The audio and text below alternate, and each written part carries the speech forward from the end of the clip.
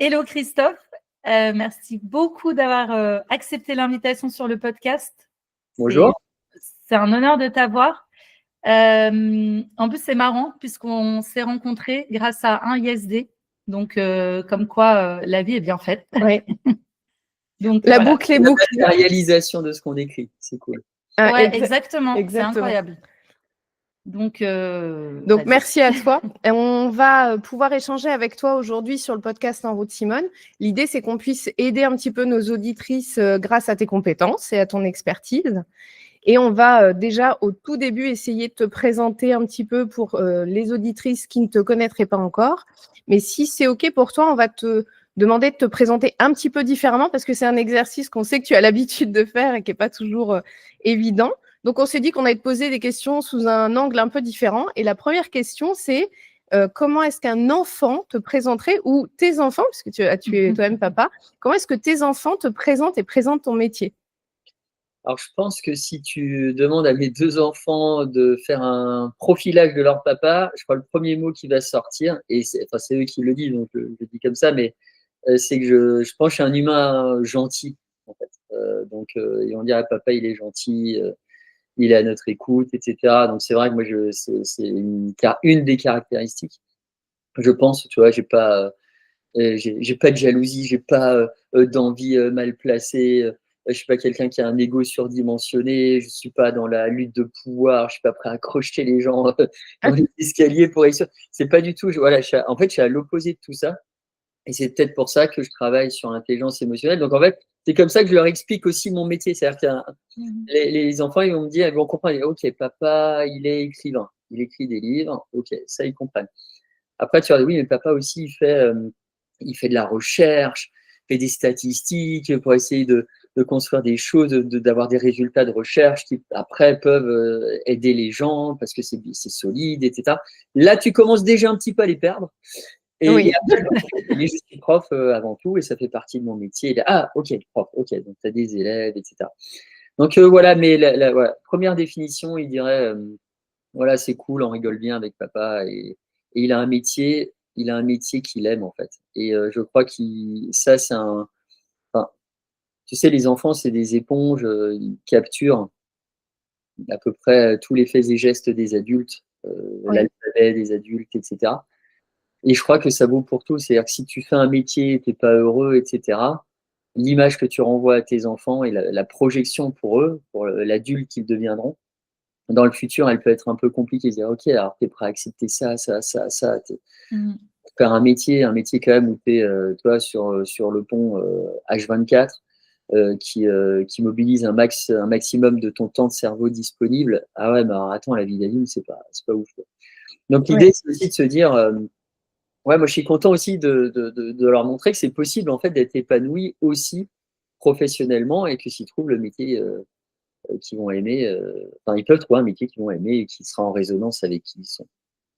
Eh ben, c'est une belle définition. Et effectivement, je pense que tu as raison. Ce qu'on renvoie, ça a bien plus d'importance que ce qu'on fait réellement, en tout cas pour les enfants. Et ça pour le couple et tout, hein. Tu sais, les couples qui s'acharnent à vivre longuement alors qu'il y a des distorsions, ils s'entendent plus, ils n'ont plus les mêmes objectifs. En réalité, l'image que tu renvoies aux enfants, c'est quoi la vision qu'ils ont, eux, de l'amour, en fait.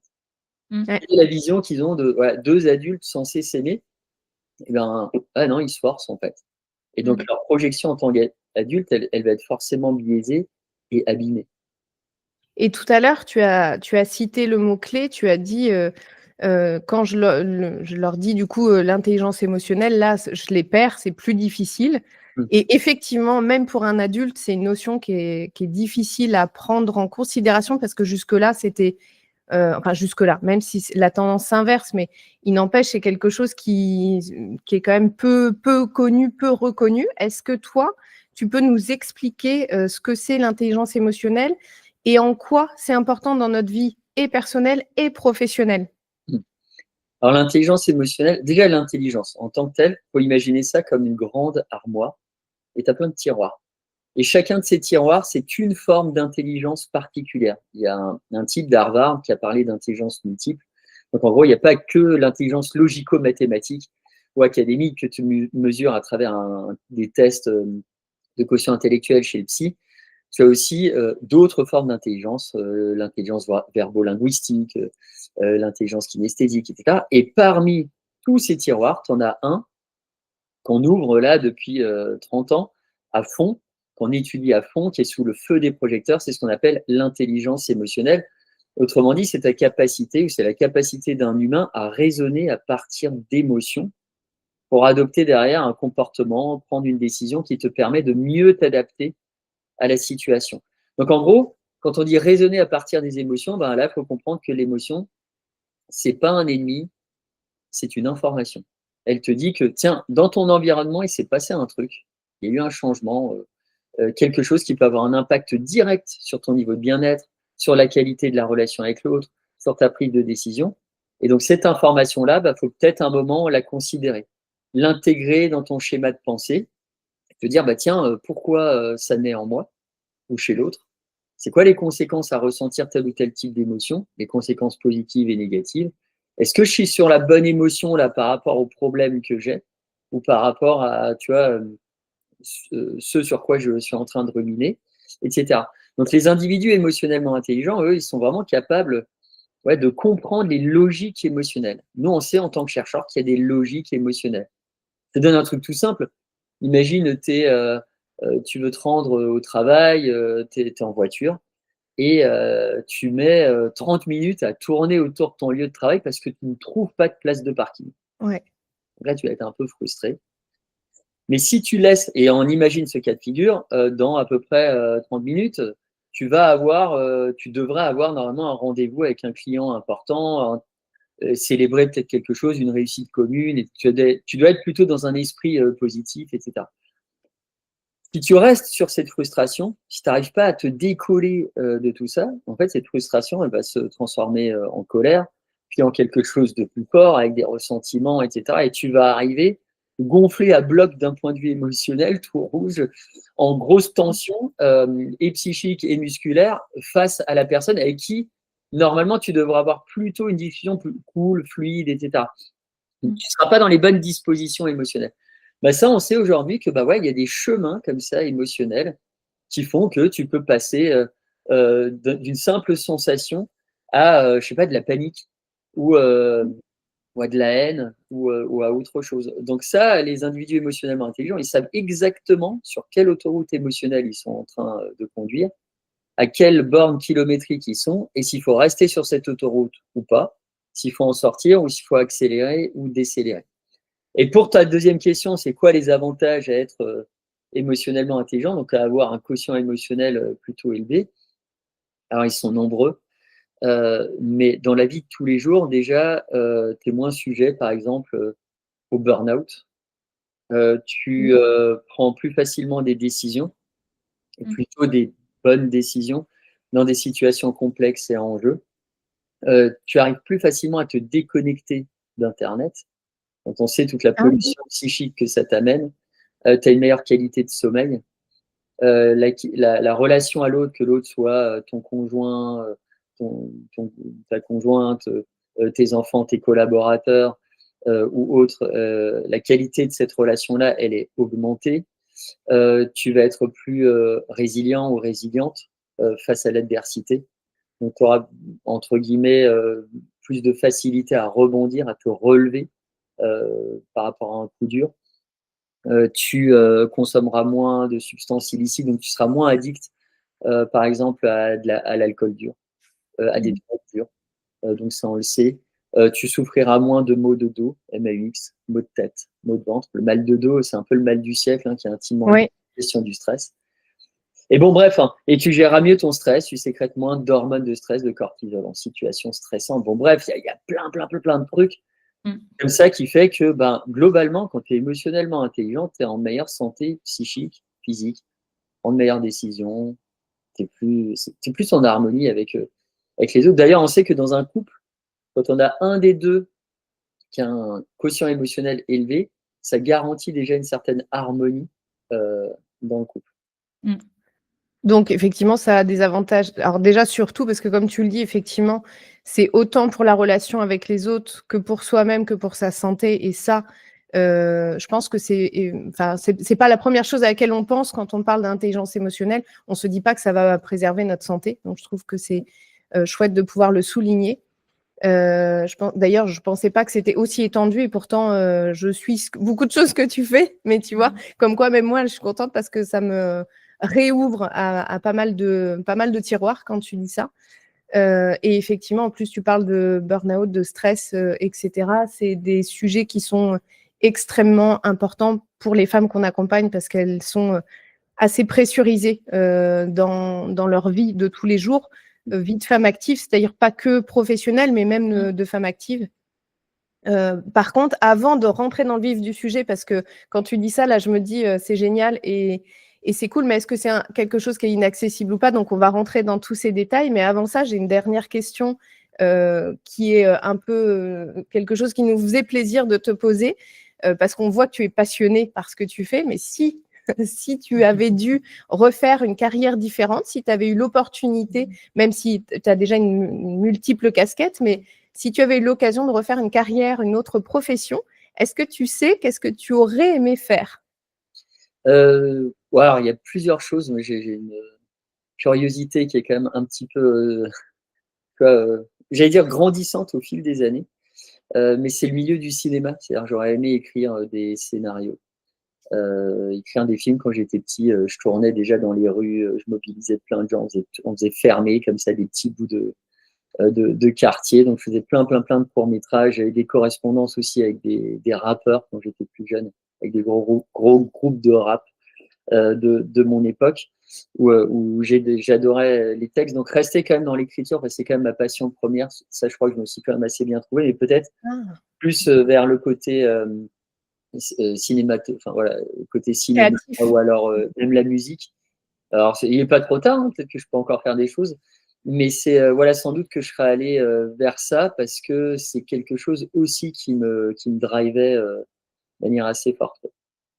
Ah bah, tu vois, là j'en apprends là, j'apprends quelque chose de complètement nouveau, mais effectivement, tu as raison, c'est peut-être pas trop tard. Si ça se trouve, on verra des courts-métrages bientôt. On ne sait pas. Bah, merci déjà pour cette super belle intro et je vais laisser Nora rentrer dans le vif du sujet avec toi. Oui, nous, du coup, Christophe, comme tu le sais, on accompagne des femmes qui sont en période de transition professionnelle, qui se posent des questions, qui sont clairement pas bien au travail. Et pour l'avoir moi-même vécu, parce que j'ai moi-même fait une reconversion, j'aimerais que tu les éclaires sur, en fait, quand on est dans un travail qu'on n'aime pas, ou dans lequel on sent qu'il commence à y avoir un décalage, on peut ressentir un espèce de malaise, mais on a du mal à mettre des mots dessus. Et du coup, ma question, c'est, selon toi, qu'est-ce que ces émotions, elles cherchent à nous dire à ce moment-là? Qu'est-ce qui se passe? Comment est-ce qu'on peut mieux décrypter ce malaise qu'on a du mal? C'est un peu un gros brouillard. Qu'est-ce qu'on peut faire pour éclairer un peu tout ça? Chaque émotion a une cause bien précise. Donc, quand tu développes ton intelligence émotionnelle, eh bien derrière, tu gagnes j'allais dire, en précision dans l'identification de ce qui a déclenché cette émotion et toutes les sensations qui vont avec, sensations par exemple désagréables quand tu te retrouves dans tel ou tel type de situation au boulot ou face à tel ou tel type de personne. Derrière, tu arrives à vraiment retrouver le déclencheur. Donc ça, une fois que tu as le déclencheur, c'est un peu comme en médecine, c'est un médecin, pour qu'il puisse produire une ordonnance qui ait du sens et qui va être aidante, il faut d'abord qu'il pose un diagnostic. Donc ça, c'est exactement la même logique. Il faut que le diagnostic soit fiable. Donc plus tu es émotionnellement intelligent, plus tu travailles ça, meilleur sera ton diag. Et donc là, tu arriveras effectivement à identifier ce qui ne va pas. Est-ce que c'est le relationnel? Est-ce que c'est le climat de travail? Est-ce que c'est les missions qu'on te donne?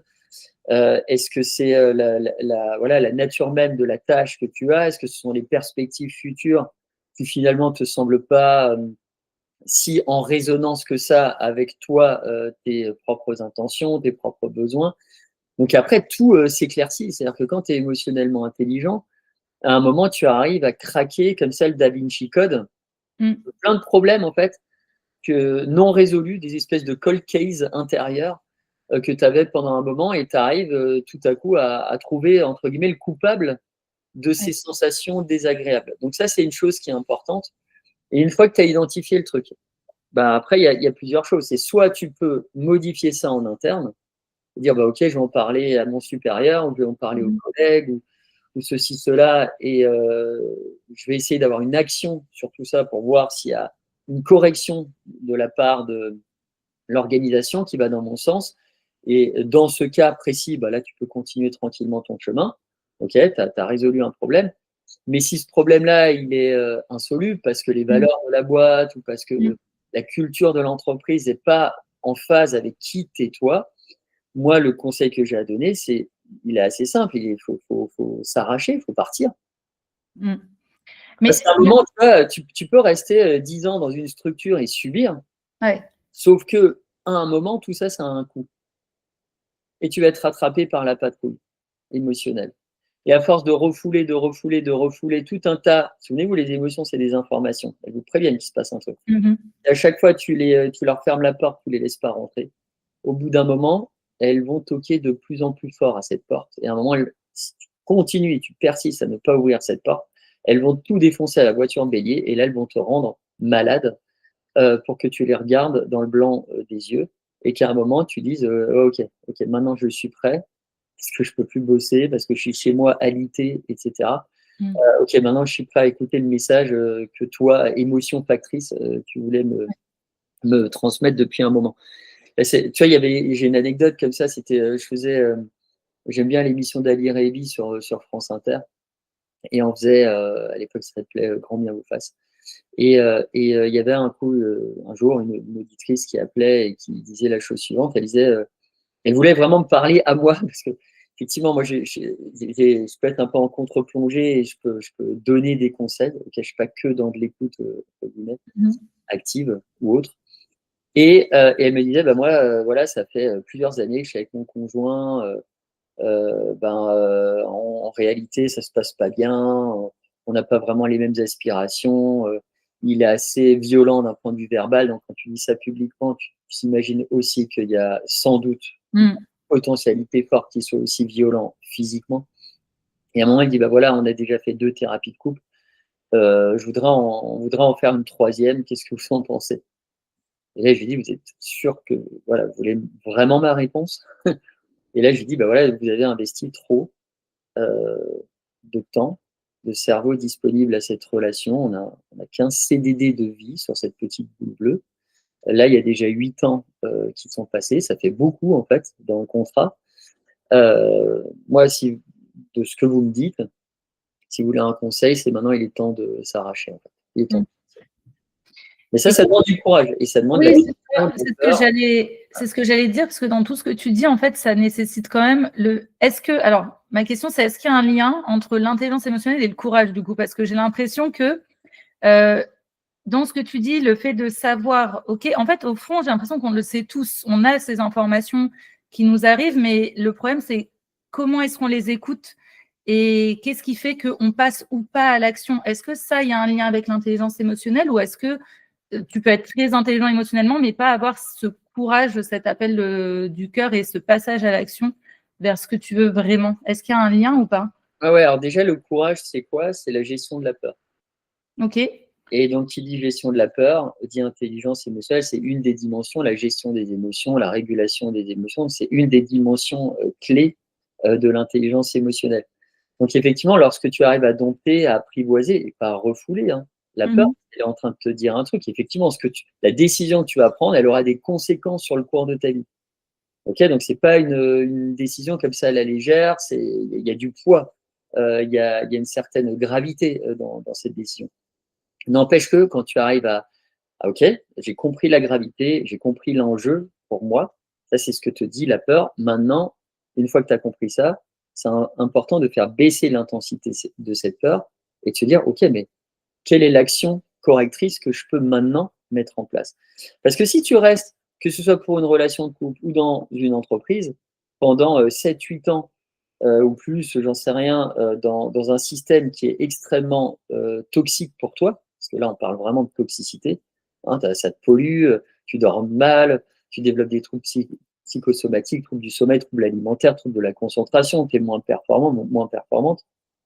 Bref, il y a un vrai impact sur le cours de ta vie. Si tu restes aussi longtemps, à un moment, tu n'en sors pas indemne, tu risques même effectivement d'avoir des phases dépressives, peut-être d'être en burn-out. Donc, même si un jour tu dis, OK, allez, je sors vraiment beaucoup plus longtemps, ou non, un jour je sortirai, mais en attendant, je reste parce que j'ai un crédit à payer, parce que j'ai le frigo à remplir, etc. Même ça, ce ne sont pas des arguments valables parce que le jour où tu seras rattrapé par cette fameuse patrouille émotionnelle qui te rendra malade, que tu seras en dépression, un burn-out ou autre chose, et bien derrière, quelle est ta valeur marchande sur le marché du travail? Tu seras épuisé mentalement, tu ne seras pas au max de tes capacités cognitives, donc tu seras moins désirable pour un employeur, tu seras peut-être sous médicaments en train d'essayer justement de remonter la pente. Bah là, en réalité, là, ouais, tu vas être dans un espèce de tunnel, même si rien n'est irréversible. N'empêche que, bah ouais, même si tu as des choses à payer, bah là, tu n'auras peut-être pas de job et pendant un certain temps. Et plus longtemps tu restes imbibé dans un environnement toxique, plus longue sera après la période de convalescence, en fait. Et donc, pendant cette période-là, bah, effectivement, tu ne remplis pas le frigo non plus. Donc, autant à un moment se faire violence et te dire, OK, là encore, quand je suis dans ma pleine énergie, quand je suis encore hyper sur un élan motivationnel qui est très fort, qui est très positif et que j'ai la niaque, bah, vaut mieux le faire maintenant. Même si ça me coûte, même si c'est compliqué de créer un point de rupture, au moins, je serai avec tous mes moyens, je serai à 100% pour finalement essayer de trouver une autre option, et c'est un autre job, etc. Et tu sais, les sensations, elles se manifestent comment? Tu as plein de choses. Hein.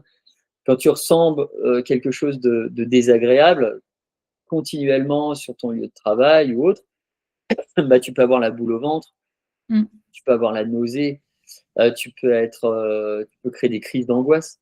Donc, ça, ce sont à répétition. Donc, tu rentres dans une chronicité, etc.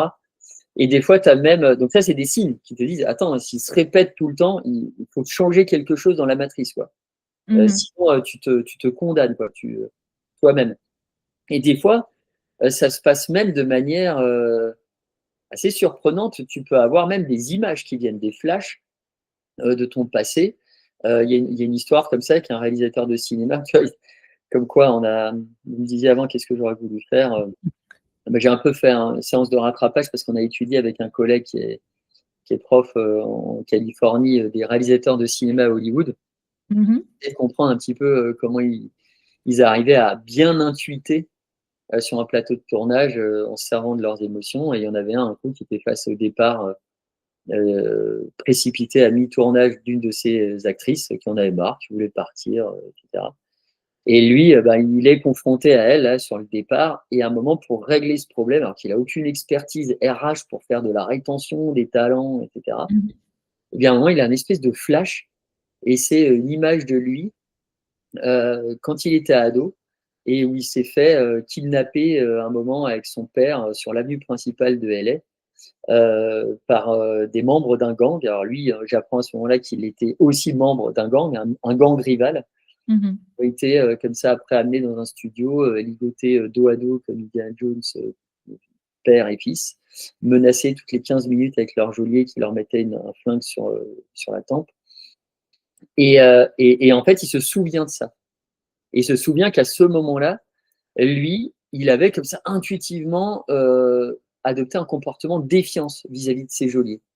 Donc il s'est mis, alors qu'il était en position de faiblesse, hein, il était menacé, il s'est mis à les insulter, on va dire poliment, à remettre en cause leur masculinité, etc. Enfin bon, offensif. Et de manière surprenante, il avait été libéré. Et ben, c'est exactement ce qu'il va faire avec son actrice, il va lui rappeler les règles du jeu. Il va être plutôt ferme, il va avoir le super bon ton de voix, la bonne posture émotionnelle pour la recadrer et faire que finalement, elle restera et le film sera un succès au box-office mondial. Bref, tout ça pour dire que lui, la sensation qu'il a eue à un moment, ça s'est matérialisé par un souvenir d'enfance, ou plutôt d'adolescence, qui était a priori comme ça détaché de ce qu'il était en train de vivre présentement, sauf qu'il y avait des caractéristiques communes avec ce qu'il vivait. C'est-à-dire, dans les deux cas, il y avait une menace, il y avait une question de vie ou de mort dans le passé, question de vie ou de mort économique pour son film, parce que si son actrice principale, elle part à mi-tournage, bah, c'est la mort du film. Ouais. Dans les deux cas, tu pouvais identifier l'agent menaçant. Dans un cas, c'était des types avec un flingue qui te menaçaient, et dans l'autre cas, bah, c'était une actrice qui te flinguait des yeux et qui te menaçait. Donc en fait, le cerveau, il a fait un espèce de match comme ça. Il a fait un parallèle et il s'est dit, attends, il y a des caractéristiques communes avec ce que tu as vécu dans le passé. Maintenant, je vais, entre guillemets, te proposer cette espèce d'image-là, ce flash. Et ce flash, il te dit quelque chose. Adopte, et essaye en tout cas d'adopter le même comportement que dans le passé. Et peut-être qu'il va être utile là, dans le présent. Donc ça peut aussi se matérialiser comme ça. Et souvent, les gens sont un peu ils ne comprennent pas pourquoi des images, ou des fois, ça peut être aussi une odeur, d'autres sensations liées aux différents cortex sensoriels. Mais en réalité, c'est l'émotion qui fait surface, qui essaye de faire surface à la conscience et de te dire attends, là, il y a un chemin. Là, il y a un truc. J'ai peut-être un outil, j'ai peut-être une parade en magasin qui pourrait être utile. Donc, soyez pas surprise par ça, parce que c'est aussi l'émotion qui se manifeste. Est-ce que c'est un lien avec l'intuition aussi ou... L'intelligence émotionnelle, c'est une forme d'intuition. Il y a plusieurs formes d'intuition. Il y a l'intuition qui est basée vraiment sur une expertise. Par exemple, donc là, je parlais des RH, voilà, quelqu'un qui a fait un parcours en RH, qui a le jargon droit RH, sur les techniques RH, sur tout ce que comporte en fait ce job-là, ben voilà, il va être expert en RH. Et à un moment, tu es tellement expert de la chose que tu ne vas même plus réfléchir quand le problème se pose à toi. Il y a une espèce d'automatisme. Tu le fais parce que voilà, ça vient, tu l'as fait des 100 fois, 300 fois, 400 fois. Tu es surentraîné à. Mais quand tu n'as pas l'expertise par rapport à un problème qui se pose à toi, bah là, c'est l'intelligence émotionnelle qui va se mettre en route, et on va plutôt utiliser des émotions, des souvenirs émotionnels pour justement t'aider, comme ceux que j'ai raconté là, par rapport à ce réalisateur de cinéma. Et c'est ça qui va venir t'aider dans tel ou tel type de situation. Mais dans les deux cas, ça va très très vite. Quand on parle d'intuition, voilà, en fait, souvent on sait sans savoir. Et on raisonne de manière ultra rapide, en quelques centaines de millièmes de secondes, extrêmement rapide. En fait, ton cerveau, il sait déjà sur la base d'une information émotionnelle entrante. Oui. Donc, du coup, il y a un lien entre émotion et intuition. Oui, tout à fait. Si tu veux, je vais le dire différemment, l'émotion, c'est l'essence que tu mets dans le moteur psychique de ton intuition. L'intuition, c'est le moteur, et l'essence, c'est l'émotion. Et quand on parle d'intuition émotionnelle, sur la base de l'intelligence émotionnelle, ça peut être aussi l'expertise, l'essence, comme j'ai dit précédemment. Mais c'est ça. Et sans ça, bah, effectivement, c'est compliqué d'intuiter. Et j'ai une dernière question, après je te laisserai, mais qu'est-ce qui fait qu'on n'écoute pas son intuition, enfin que beaucoup de personnes ne l'écoutent pas? Et parce que j'étais sûre que tu avais posé cette question. Bah oui. On a été souvent, on n'est pas forcément élevé dans ce cadre-là, à l'écoute des émotions, etc. Et d'ailleurs, moi, je parle, dans le dernier livre, là, je parle on parle souvent du quotient familial, qui est un indicateur économique du foyer. Moi, je parle du quotient émotionnel parental dans le foyer. Et il se trouve que quand tu as la chance d'évoluer dans un environnement en tant que gamin où il y a au moins un des deux parents qui a un niveau d'intelligence émotionnelle assez élevé, eh bien en réalité, là, tu apprends plus facilement à t'écouter. Ces messages-là, tu y as accès plus facilement. Tu développes un vocabulaire émotionnel riche plus tôt dans la vie. Tu as accès à un alphabet émotionnel étendu plus rapidement. Et donc derrière, effectivement, tu lis plus facilement, tu t'auto-décryptes même plus facilement. Tu sais même, on sait aujourd'hui que les individus émotionnellement intelligents sont capables de scanner leurs sensations physiologiques très rapidement pour savoir quelle émotion est en train quelle émotion ils sont en train d'expérimenter. Tiens, j'ai une sensation de froid, de chaud ici et là dans mon corps. Il y a des tremblements, palpitations cardiaques, le rythme cardiaque ralenti, accéléré.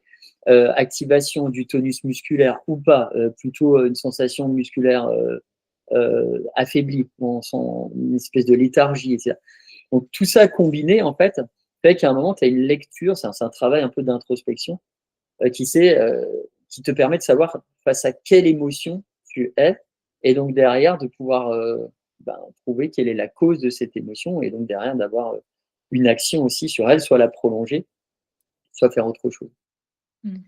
Et du coup, parce que je me doutais que Nora allait, parce que elle est souvent on dit de Nora qu'elle est très intuitive, et donc je me doutais qu'elle allait rebondir sur cette partie-là. Donc je trouve ça très bien parce que ça permet aussi de montrer que l'intuition, c'est pas quelque chose qui est, enfin, ça donne l'impression là quand tu l'expliques, je trouve que l'intuition c'est pas quelque chose d'irrationnel ou qui n'existe pas, parce qu'il y a toujours cette question, est-ce que l'intuition existe vraiment ou pas? Est-ce que Et là, je trouve ça génial. Tu donnes un point d'éclairage sur quelque chose en mettant en perspective, en montrant qu'il y a plusieurs choses autour dont on ne prend pas forcément conscience. Mais comme tu le dis, c'est vrai que souvent, quand j'accompagne des femmes, elles me disent, mais ça fait longtemps que je sais que ça ne va pas. Ou même quand elles hésitent sur un nouveau poste, des fois, elles me disent, Sabrina, j'hésite, j'ai une proposition, j'ai ça ou ça.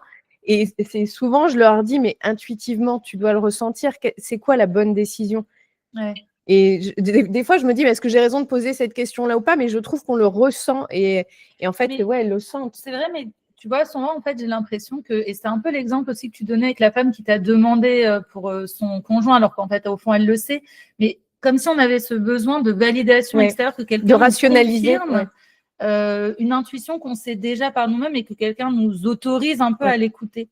Ça, moi, tu l'expliques comment? Travail, c'est-à-dire que derrière, paradoxalement, j'essaie de rationaliser ce que les gens pensent, ou en tout cas ce qui, dans l'imaginaire partagé, semble irrationnel. Et effectivement, derrière, et c'est pour ça que j'écris des livres, que je fais des conférences, je fais de la recherche là-dessus, c'est pour, entre guillemets, globalement, l'objectif, c'est de donner confiance aux gens, de les rassurer là-dessus. Et effectivement, on sait aujourd'hui, c'est bien documenté, les différents processus intuitifs, comment ça fonctionne, etc. Il y a vraiment il y a plein de chercheurs dans le monde qui s'intéressent à ça. Et derrière, tu vois, ne serait-ce que cette sensation des fois de déjà vu. Oui. Oui. Oh, attends, il y a un truc comme ça, c'est bizarre. Bah là, ça renvoie à cette image du réalisateur. Ça vient pas par hasard. Il faut imaginer que dans notre cerveau, dans la base mémorielle, donc là, tout ce qu'on stocke, notamment la mémoire émotionnelle, bah, tu as un album photo avec plein de faits de vie, plein d'événements de vie, plein de situations qui ont été comme ça enregistrées, photographiées puis enregistrées, et qui, à un moment, peuvent te servir. Ton cerveau, il va se retrouver dans une situation et il va feuilleter à toute vitesse, un peu comme ça, comme une tête chercheuse, cet album photo, et il va d'un coup, mettre le doigt sur un événement de ta vie qui a un lien avec ce que tu es en train de vivre présentement. Et c'est là où tu as cette sensation déjà vue. Attends, mais ce truc-là, ok, je ne l'ai jamais vécu, mais j'ai quand même l'impression de l'avoir déjà vécu quand même, mais différemment. Il prend le catalogue La Redoute 1997 et il dit, je sais, je l'ai vu. Et d'un coup, il s'arrête, hop, page 297, quand tu avais 17 ans, tu avais vécu ça, et ben ce truc-là, aujourd'hui, il peut te servir. Donc, ce n'est pas du tout magique, c'est pas du tout, mais ça peut être spectaculaire, parce que moi, je vois, pour travailler avec différentes personnes, mais aussi avec des grands patrons, et quand ça leur arrive au début, ils ont l'impression, ils ont presque l'impression d'avoir une espèce de pouvoir. Voilà, oui, c'est une sorte de pouvoir, si tu veux, mais qu'on explique très rationnellement. Et c'est juste qu'effectivement, peut-être sans le savoir, eh bien, tu as toujours accordé une importance à bien référencer telle ou telle situation dans ton cerveau, que tu rebondissais à chaque fois sur ces choses, que tu as peut-être remarqué qu'à chaque fois ça te servait, que tu suivais cette sensation. Mais ça commence souvent par ça, une sensation agréable, désagréable, une sensation plaisante, déplaisante, qui te donne déjà, tu vois, c'est quand même avec une grosse machette, une idée du chemin vers lequel il faut aller. Et à un moment, tu mets un pied dans la porte, puis ce chemin, il s'éclaircit, et tu n'en sais plus, etc., etc. Tu tires à chaque fois les ficelles. Et c'est ça, à la sensation. Et les sportifs de haut niveau le savent, ils savent souvent s'arrêter. Ils disent, attends, là, il faut que je m'arrête parce que sinon, je vais avoir un claquage. Même avant que le truc se produise, ils arrivent à anticiper tout ça. Donc ça, c'est vraiment fort. Et quand je parle de pouvoir, moi, je dis souvent aux personnes qui sont hypersensibles, je leur dis souvent la chose suivante. Je dis en réalité, parce que eux se voient comme des personnes avec un handicap dans la vie, parce que c'est rongé par cette hypersensibilité, etc. Je leur dis non, mais en fait, vous avez un super pouvoir, c'est juste qu'aujourd'hui, vous ne le maîtrisez pas. Vous n'êtes pas encore capable de le dompter. Mais en réalité, du moment où vous serez capable parce que vous êtes des bobs ou des bobettes l'éponge, vous imbibez de plein d'informations. Si on vous met dans un seau d'eau, le seau, c'est une situation, l'eau, c'est l'émotion. Et si on te laisse plonger dans le seau d'eau longtemps, et toi, hypersensible, derrière, à un moment, tu vas t'abîmer. C'est comme une éponge, elle va se mettre à se déliter, etc., si tu la laisses trop longtemps. Et à un moment, la situation va pourrir et vous allez être totalement englué dans cette situation-là. Votre seul truc, votre seul méthodo pour être capable après d'être plongé dans une même journée dans plusieurs seaux d'eau, plusieurs situations et comprendre à chaque fois la nature de la situation, etc. Et chaque fois être suffisamment frais mentalement pour affronter la situation, c'est être capable de s'auto-essorer en fait. Et quand tu es émotionnellement intelligent, non seulement tu es une éponge, mais parce que tu captes plein d'informations que d'autres personnes ne captent pas, mais en même temps, tu es aussi capable de t'auto-essorer pour finalement évacuer tout ce que tu n'as pas besoin et pour à chaque fois conserver tes capacités d'absorption de l'information, etc. Tiens, c'est marrant ce que tu dis. Excuse-moi, tu voulais peut-être Non, poser une question. J'ai l'impression, là, quand tu dis ça, que ça donne aussi peut-être une clé pour les femmes qu'on accompagne de se dire quand elles sont pas forcément en burn-out, mais des fois juste en surcharge émotionnelle, surtout émotionnelle, ça sous-entend que par exemple elles peuvent avoir des clés comme ça on peut leur donner, ou elles peuvent apprendre en tout cas des clés pour apprendre à s'auto-essorer. Je ne sais pas si le terme est propre, mais elles peuvent. Il y a des techniques comme ça un peu pour s'auto-essorer, des petites choses, des petits exercices, des petites choses à mettre en place. C'est un chercheur qui est connu mondialement, qui est à Stanford, qui s'appelle James Gross, et qui est aussi dans le dernier livre, et qui est le papa, en fait, de tout ce qui est processus de régulation émotionnelle. Et donc, il existe plein de stratégies pour justement être capable de s'auto-essorer. Ou alors, en tout cas, d'avoir une perspective, parce que l'auto-essorage passe souvent par voir la situation, mais sous un angle différent. Et là, je vais vous donner un exemple. Donc, moi, je suis prof dans une business school à Avignon. Et tous les ans, on a des candidats qui postulent, qui veulent intégrer le programme Grande École. Et ils doivent passer, en tout cas les admissibles, par un oral. Donc, ils sont face à un prof et généralement, il y a un ancien de l'école qui est avec vous. Et donc, vous présidez en tant que prof la séance et ça dure à peu près 25 minutes. Et un jour, je m'étais retrouvé face à un gars qui venait de la fac de maths. Donc, esprit plutôt brillant, assez analytique, etc. Et on sentait qu'il il y avait un potentiel. Nous, on a 2-3 infos sur le candidat. Et la personne répondait, par contre, à toutes nos questions que par oui ou par non. C'est un peu long. Pendant 7 minutes, 7-8 minutes, t'imagines ton doigt coincé dans une porte, 8 minutes, c'est super long. Et donc, au bout de 8 minutes, j'arrête le truc, je dis, écoutez, là, il y a 2 possibilités. C'est soit vous nous donnez un peu de grain à moudre, parce que là, sinon, vous allez tout droit dans le mur et ce sera le zéro de la défaite, le zéro éliminatoire, et vous allez passer à côté d'une super XP dans votre vie. Soit maintenant, effectivement, vous y allez, vous lâchez les chevaux. Et là, je vois, il est hyper surpris par ça. Et il prend un petit temps, comme ça, un petit temps de latence. Il regarde ses mocassins à gland. Avec son index de la main droite, il remonte comme ça ses lunettes triple foyer. Il remonte enfin le menton, il nous regarde dans les yeux, parce qu'avant, il regardait vraiment un peu la table et ses chaussures. Il se redresse, il reprend 10 cm d'envergure corporelle. Et là, il se met à nous balancer des dingueries, quoi. Il nous dit, moi j'ai écrit un livre avec mon père, on cherche midi. Alors, ça s'est vendu à 50 000 exemplaires, bon, c'est pas best-seller. On a créé un jeu sur les réseaux, un jeu de rôle, etc., payant avec des abonnés. Bon, on a eu quelques centaines de milliers d'abonnés. Bref, et là, comme ça, de trucs, moi, chaque fois, je suis en train de googler la véracité du propos.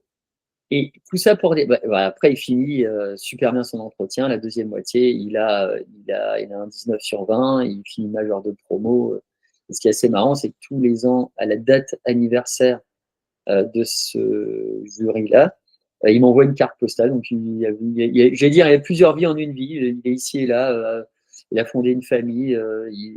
Un coup, il est en Asie, un coup, il est en Afrique, un coup, il est aux États-Unis. Enfin, bon, bref, une vie top, il est épanoui. Qu'est-ce qui s'est passé dans sa tête en termes de stratégie de régulation émotionnelle? Parce que c'est là où on est arrivé. En réalité, quand moi je l'interromps, il pourrait être sur de la colère, de la frustration, se dire attends, qu'est-ce qu'il me veut là? Il me cherche des noises, vachement sur la défensive, etc. Bah, si il est dans cet état émotionnel-là et s'il perdure là-dedans, il va se renfermer et il va encore moins parler. On n'aura peut-être plus que le début d'un oui. Le début du oui et le début du non. Et donc, lui, ce petit temps de latence, c'est qu'à un moment, là, il y a une mécanique qui s'est mise en action. Il a dû se dire, sans doute, ouais, en fait, non, c'est pas ça. S'il intervient là, il est en train de me donner finalement une seconde chance. Et s'il me donne une seconde chance, c'est qu'il croit en mon potentiel.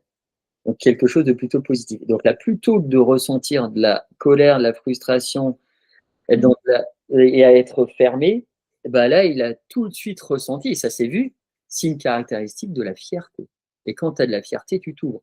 On à communiquer, à verbaliser, à vouloir raconter des choses, etc. Et c'est exactement cet état d'esprit dans lequel il s'est placé, qui était, mais de manière authentique, hein, il l'a vécu après le flot de ses mots, etc., en adéquation avec cette émotion-là. Mais c'était cette émotion-là qui était l'émotion cible, celle, à un moment, qui était le plus en résonance avec lui, ce qu'il voulait, avec nous, ce qu'on voulait aussi, avec, bref, le climat de la situation.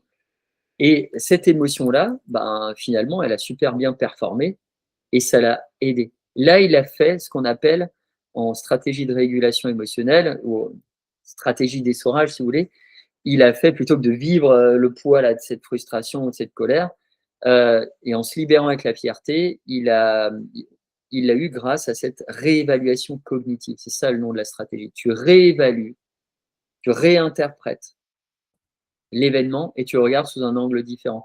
Ça ne veut pas dire se mentir à soi-même, hein.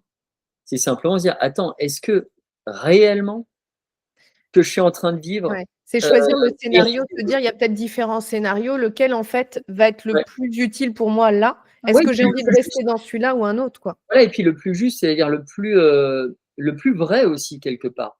Parce qu'à nouveau, effectivement, nous on lui veut pas de mal, on veut juste qu'il livre tout ce qu'il a, qu'on puisse à un moment entrevoir en fait tout le potentiel, etc. Donc son intention, notre intention, sa réaction, nos réactions, le déroulé, etc. Tout ça fait qu'à un moment, effectivement, c'est la fierté qui va être aidante et il fallait juste voir le truc sous un autre angle. Est-ce que Christophe, le fait que ce soit toi peut-être qui lui ai posé la question, est-ce que l'émotion de la personne en face influe aussi sur le scénario qu'on va choisir? Ah ben, de toute façon, tout n'est qu'interaction. Moi, j'ai écrit un jour un livre qui s'appelle La contagion émotionnelle qui te montre, on est 8 milliards sur cette planète et l'émotion est le virus le plus contagieux au monde. On est tous émetteurs ou émettrices, récepteurs, réceptrices de ce type de virus. Et mes virus, au sens, peut être aussi positif, hein, effectivement, il y a des émotions toxiques aussi quelquefois qui peuvent s'inviter dans notre boîte crânienne et qu'il faut décrotter du cerveau parce qu'elles ne nous sont pas utiles. Mais tu peux aussi contaminer, entre guillemets, positivement l'autre.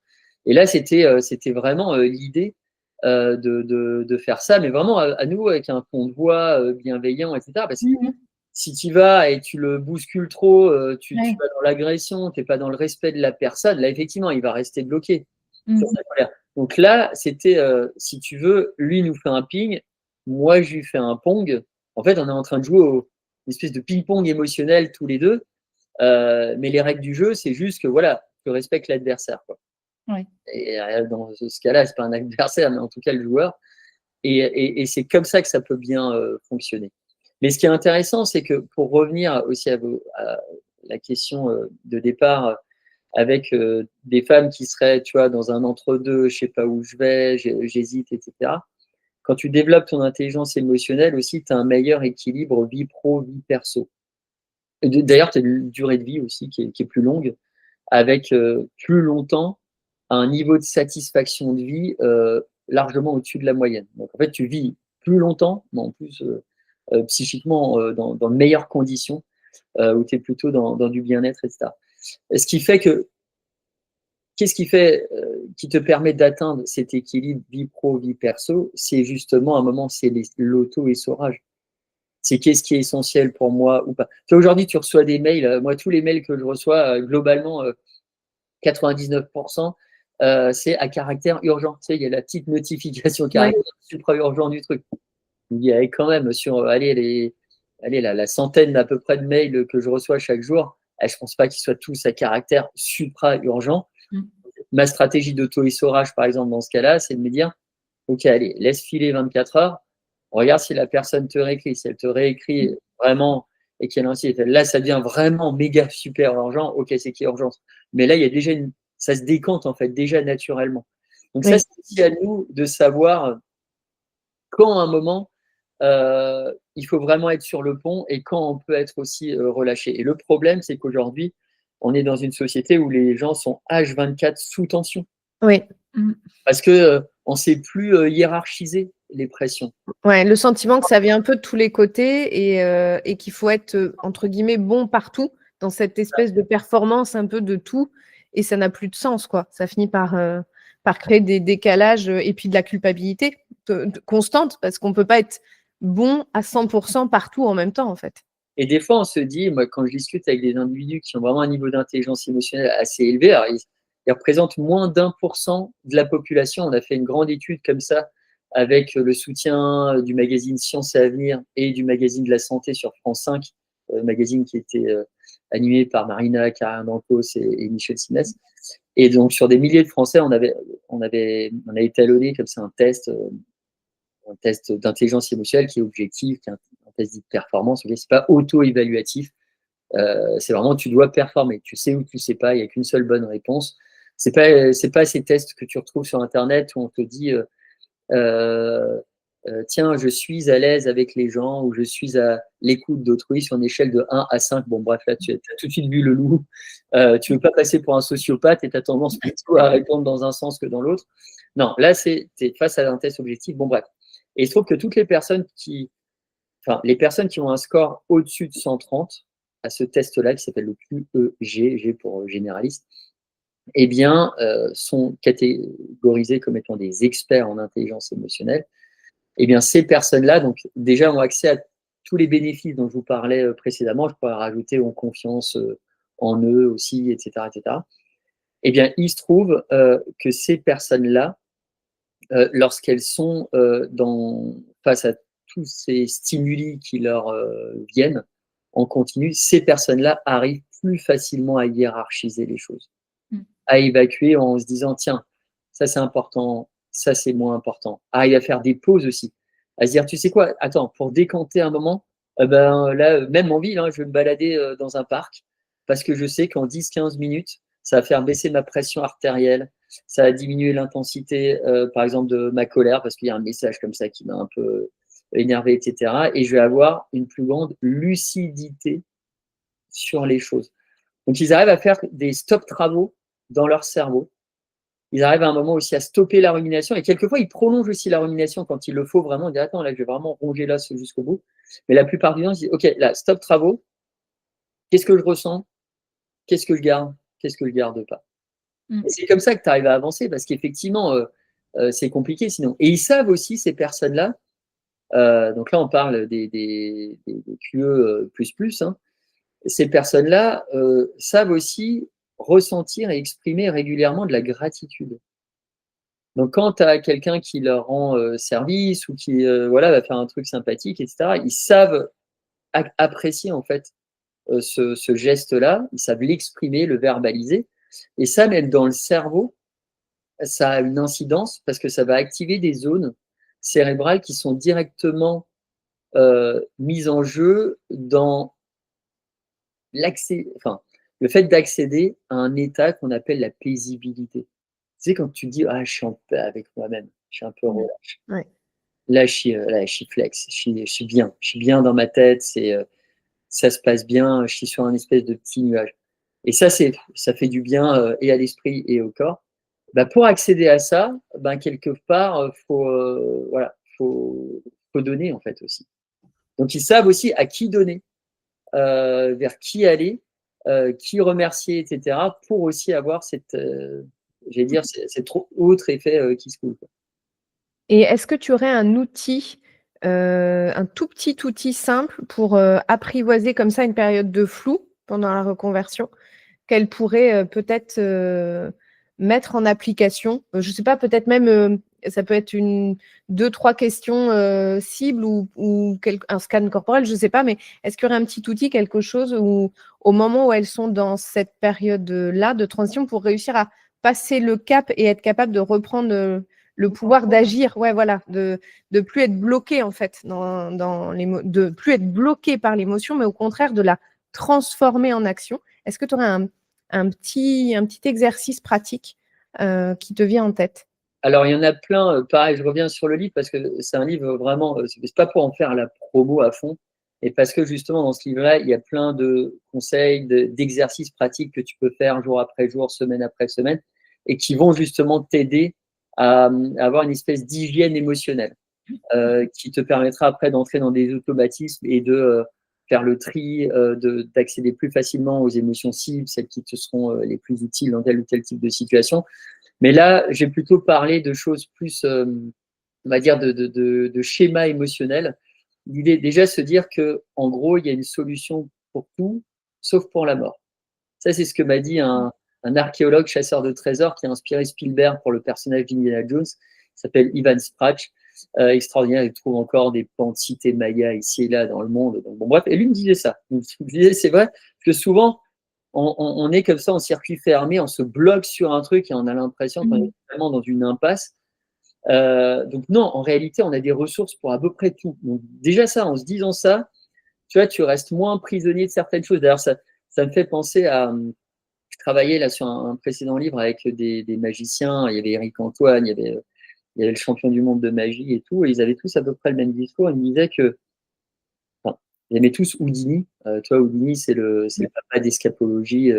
L'escapologie, c'est l'art de s'évader.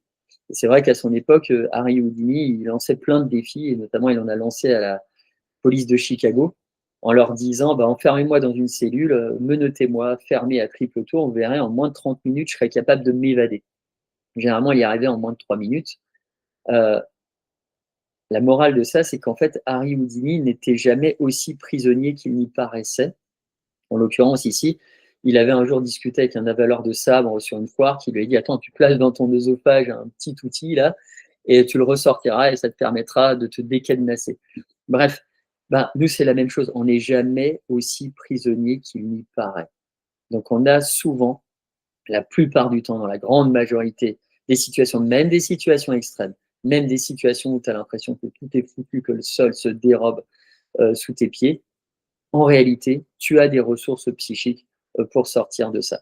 Et la question qu'il faut qu'on se pose à un moment quand on est à un carrefour de sa vie, que ce soit professionnel, personnel, etc., ça pourrait venir aussi d'une réflexion moi, que j'ai eue avec quelqu'un que j'aime beaucoup, qui s'appelle Damien Meurice, et qui est un type qui, le 13 novembre 2015, était dans la fosse du Bataclan, et qui va survivre à cet attentat. Donc, il avait des corps morts sous lui, etc. Mais il survit à ça, ok. Sauf que 3 ans plus tard, un 11 septembre, le mec n'est pas verni, 2018, là, il rentre d'une répétition avec son groupe de rock, il est tard le soir, et là, accident de la route, blackout total, la voiture fait plusieurs tonneaux, il se réveille face contre terre, à respirer de la poussière.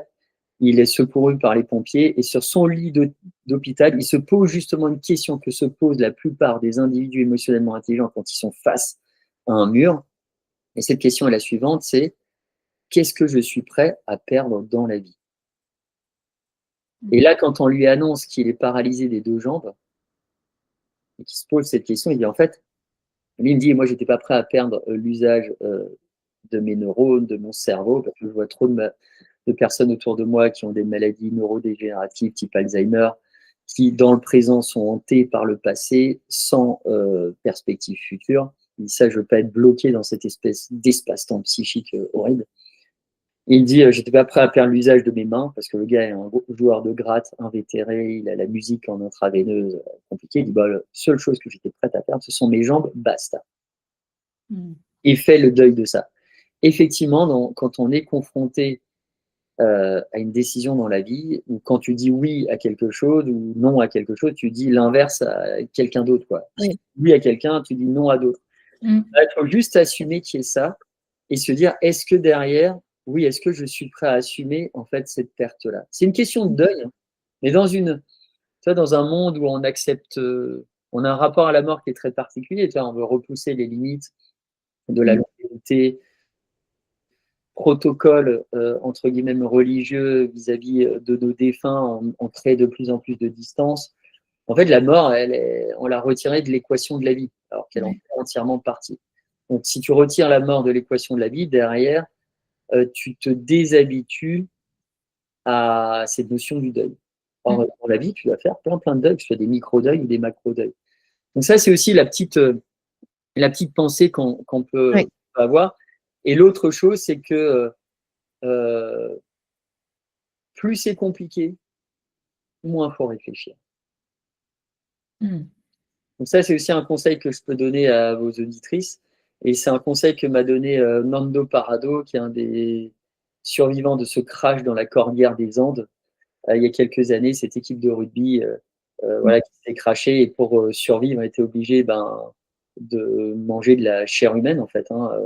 Manger des bouts de chair, c'est un peu glauque, mais des copains décédés. Et Nando Parrado, qui avait réussi à traverser la moitié de la cordillère des Andes pour aller chercher les secours au Chili, a pu développer pendant tout ce périple-là tout un tas de pensées. Et effectivement, celle-ci, c'est une des pensées qui ressort fort. Trop réfléchir nous éloigne de nos préférences. Et on est dans une société aussi où on est dans le règne de la réunionnite aiguë, y compris la réunionnite avec soi-même. Oui. On se dit, attends, non, là, il y a un problème, machin, qu'est-ce que je vais faire? Non, je vais surmaturer, la réflexion, etc. Sauf que peut-être que tu vois, ton problème se pose à un instant T. Si tu apportes une réponse à T plus 4 mois, peut-être ton problème, il aura déjà eu le temps de muter 10 fois. La solution que tu vas apporter, elle ne marchera absolument pas. Et limite, elle peut même être totalement contre-productive. Donc l'intelligence émotionnelle, elle nous pousse aussi à nous dire, tiens, mais il y a un problème qui se pose à toi. Sois vigilant par rapport à toutes les sensations que tu ressens. Et derrière, en fonction de ça, produis en fait une réponse. Laisse pas filer le truc. Donc ça, c'est aussi un conseil pas laisser filer.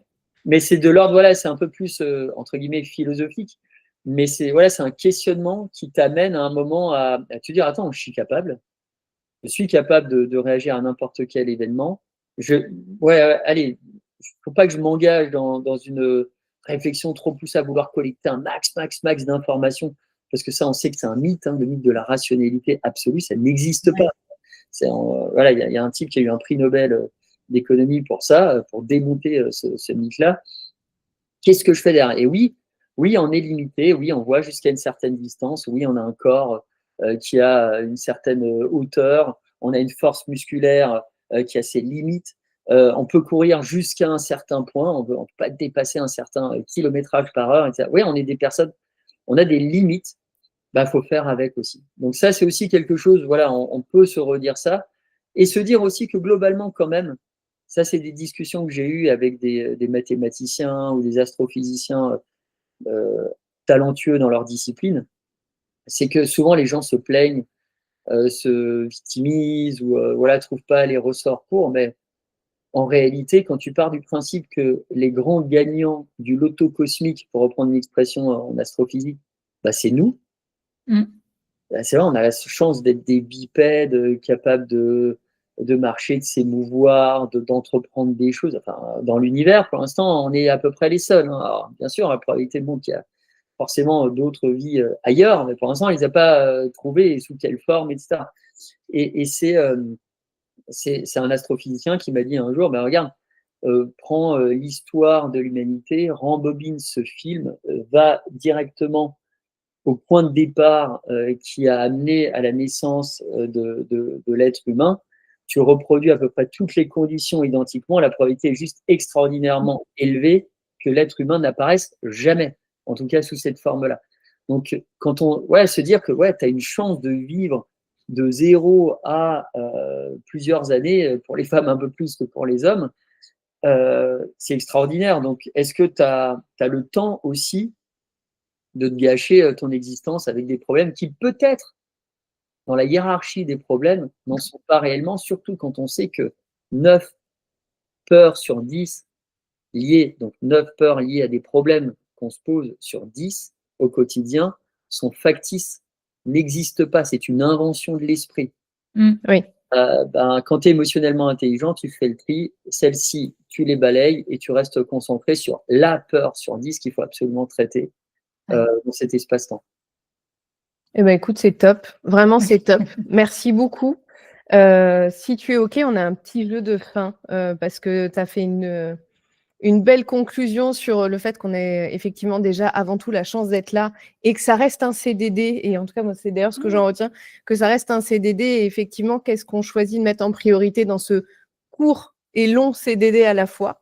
Je trouve que c'est une très belle façon de voir les choses. Et on aimerait bien te challenger sur ton propre terrain de jeu, si tu es OK, en terminant ce podcast avec juste 5 questions en lien avec les émotions, bien sûr. Hein. L'idée, c'est que tu répondes par une émotion à chaque fois. Okay. Et puis, je vais laisser Nora poser la première question. Ça te va? Ok, allez. Ok, la première question, c'est quelle est la dernière émotion forte que tu as ressentie? Surprise, hier soir, mon plus jeune qui a 9 ans et qui a une capacité à me sortir des pensées venues de nulle part. Et bon, je ne vais pas préciser le contexte, mais je me suis dit, mais d'où ça vient en fait? À quelle page du catalogue émotionnel son cerveau s'est arrêté pour me sortir cette dinguerie? La surprise, d'ailleurs, la surprise, c'est une émotion en voie un peu de disparition. On est dans un monde où on veut vraiment à peu près tout contrôler, mettre sous couvert, etc. Alors oui, tu as des surprises, mais c'est des surprises spectaculaires que tu retrouves sur les réseaux, au JT de 13h, de 20h. Mais les surprises vraiment réelles dans nos vies, aujourd'hui, elles sont beaucoup plus rares. Alors que cette émotion, qui est une émotion de base, qui est très particulière, qui n'est même pas au casting de vice-versa, c'est elle qui permet à notre cerveau de se développer, à la production neuronale d'opérer et de se développer en tant qu'être humain. Donc, elle est importante. Il faut la réhabiliter, celle-ci. Alors, je vais enchaîner sur la deuxième. L'émotion qui te guide le plus dans ta vie aujourd'hui? Je dirais que c'est l'espoir. Moi, je suis quelqu'un qui est vraiment tout le temps dans l'espoir. Donc ça te projette vers l'avant. J'essaye de garder aussi une vision, malgré le contexte politique, économique, en termes de sécurité militaire, etc., qui n'est pas folichon. J'essaie de garder une vision quand même positive de tout ça et de me dire, en fait, même dans la crasse, même dans le toxique, il y a toujours un bénéfice, un cadeau, quelque chose à découvrir. Donc, l'espoir m'amène à ressentir ça. Et toi, je fais juste une petite parenthèse. Dans le dernier livre, là, j'ai interrogé Caroline Receveur qui a eu un cancer du sein et qui en parle très très bien et qui explique en fait la résilience dont elle a fait preuve. Et on sait aujourd'hui, notamment par rapport à ce cancer-là, qui est quand même le cancer qui tue le plus chez les femmes, on sait que quelqu'un qui est émotionnellement intelligent, ou en tout cas même qui se pense, sans forcément l'être émotionnellement intelligent, mais qui pense avoir ces ressources-là, on sait que ces personnes-là digèrent plus facilement le diagnostic, appréhendent plus facilement toute la phase de programme médicamenté, chimio, etc., ont moins peur de la récidive, se coupent jamais de la socialisation de leur premier cercle, de leur second cercle, et sont animés justement par de l'espoir. Donc, c'est quelque chose qui, oui, non seulement t'amène loin, mais en plus te permet de combattre des choses un peu crasseuses qui peuvent nous tomber sur le coin de la tête. Peut-être dernière question, parce qu'il est déjà 13 pour le libérer à l'heure. Dernière question, dans quel état émotionnel est-ce que tu termines cet échange avec nous? Écoute, je suis très enthousiaste. Je suis content aussi pour vous parce que je trouve que vous êtes sur des bonnes dynamiques. C'est cool je ne sais pas quels sont vos jobs respectifs au-delà de ce podcast. Qu'est-ce qui vous a animé aussi? C'est là la question que je pourrais avoir à faire tout ça. Mais en tout cas, le fait que vous alliez à la rencontre de personnes qui ont sans doute des expertises, des parcours de vie un peu différents, ça va nourrir votre curiosité. Donc, je trouve que c'est extrêmement nutritif aussi pour vous d'aller comme ça explorer plein d'univers différents. Donc, et de la gratitude, et en même temps, j'ai envie de vous féliciter par rapport à ça, parce que moi, je trouve toujours cool et très positif des personnes qui ont comme ça un élan de motivation à créer des espaces de partage. Donc, l'émotion, c'est une constellation d'émotions, mais pour vous, dire ouais, c'est cool ce que vous faites. Ça nous fait vraiment plaisir. Merci. Et alors pour les auditrices, parce que tu viens de sortir tout récemment là un livre, mais vraiment très très très récemment, puisque pour que les auditrices sachent, donc là on est le 16 octobre et en fait c'est sorti le 15 octobre, c'est disponible à l'achat. Tu as sorti un nouveau livre, puisque moi j'avais déjà ton précédent livre, mais là il y en a un tout nouveau qui vient de sortir, qui s'appelle Le petit guide illustré de l'intelligence émotionnelle. J'ai pu voir d'ailleurs sur ton LinkedIn des pages que tu as pu faire tourner et qui donnent très envie, et effectivement, on va le dévorer. Mais est-ce que tu peux nous dire comment est-ce qu'elles peuvent justement peut-être avoir aussi cet accès à cette connaissance, parce qu'on a la chance que tu sois ce qu'on appelle un peu un vulgarisateur pour aider les gens justement à ce que ce soit hyper accessible. Comment est-ce qu'elles peuvent te suivre, te retrouver? Enfin, voilà, comment est-ce qu'elles peuvent te rejoindre? Effectivement, c'est à travers les livres. Donc là, par exemple, ce livre-là, il y a Frédéric Lopez, il y a Mélissa d'Acosta, il y a Caroline Receveur, et il y a des experts vraiment de renom, que ce soit à Stanford, Yale, dans des universités prestigieuses, qui donnent des conseils, mais hyper pratiques pour développer son intelligence émotionnelle. On explique ce que c'est de manière ludique aussi. C'est vraiment un livre avec les toutes dernières connaissances, mais hyper vulgarisé, accessible. Et il faut que ce soit concret aussi, pragmatique pour les gens. Donc ce livre-là, ça fait à peu près 10 ans que je l'ai dans la tête. Il sort maintenant dans cet espace-temps parce que voilà, ça a été une année assez studieuse à travailler dessus. Donc il y a ça. Et après, on peut me suivre sur les réseaux. Alors, je fais tout de manière artisanale. Je ne suis pas enclenché une grosse machinerie, mais que ce soit sur Instagram, sur LinkedIn, c'est principalement là-dessus que je communique. Et donc, j'essaie on mettra tous les liens d'accès à ton profil pour celles qui veulent aller voir ce que tu fais, lien d'accès à tes ouvrages aussi. Moi, je tiens quand même à te remercier aussi de ce que tu apportes, parce que c'est souvent des connaissances qui ne sont pas forcément faciles à… C'est pas toujours digeste quand on veut vraiment bien comprendre. Ah oui. C'est pas toujours digeste, et je te remercie parce que déjà, moi, dans ma vie, tu m'as apporté quelque chose grâce à ton premier livre, tu vois. C'est ce qui fait que je suis là aujourd'hui et que j'ai, je pense, osé pousser plus de portes que ce que je n'aurais osé le faire peut-être au démarrage, en prenant ça comme un jeu. Et du coup, à me dire, effectivement, il n'y a pas une question de vie ou de mort, donc j'essaye. Et au pire, j'apprends quelque chose. Donc, ça me fait vraiment plaisir parce que je sais que tu as su m'apporter plein de choses, et je sais que j'ai conseillé ton livre à beaucoup de personnes que j'ai accompagnées.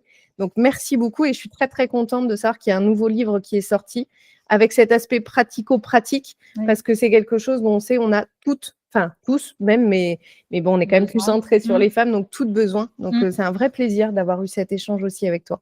Ouais, merci à vous.